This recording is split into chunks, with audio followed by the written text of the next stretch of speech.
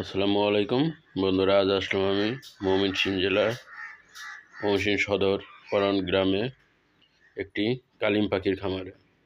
আজ দেখাবো আপনাদের কালিম পাখির খামার, মুক্ত আকারে কিভাবে কালিম পাখি খামার করে লাভবান হওয়া যায় এই বিষয়ে কিছু তথ্য আপনারা পাবেন।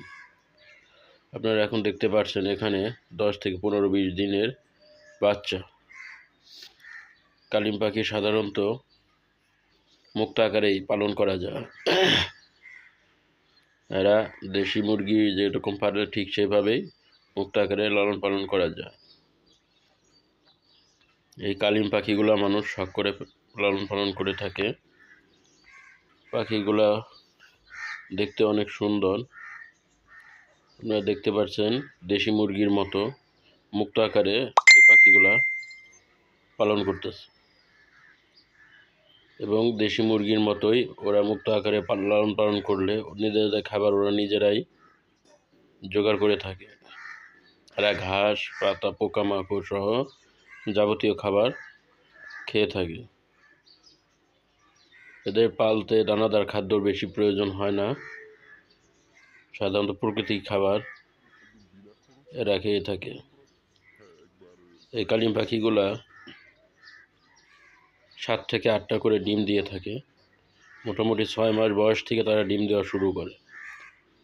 বছরে 4 থেকে 5 বার করে এরা ডিম দেয়। কেউ কেউ বলে 10টা 12টা, সে জানি না সঠিক হলো। যেটা হয় সেটা হলো 7 থেকে 8টা করে ডিম দিয়ে থাকে। এই 7 থেকে 8টা ওরা প্রাকৃতিকভাবে মুরগির মতোই নিজেদের ডিম নিজেরাই বাচ্চা ফুটিয়ে থাকে। কেউ কেউ চাইলে আবার মেশিনে ইনকিউবেটরেও ফোটাতে পারে।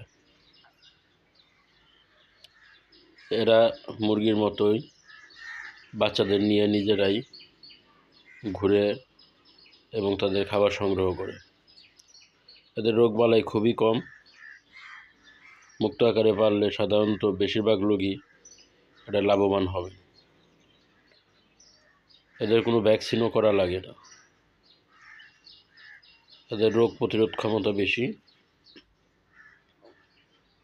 দয়া করে আমার ভিডিওটা পুরো দেখবেন এবং লাইক সাবস্ক্রাইব করে যাবেন।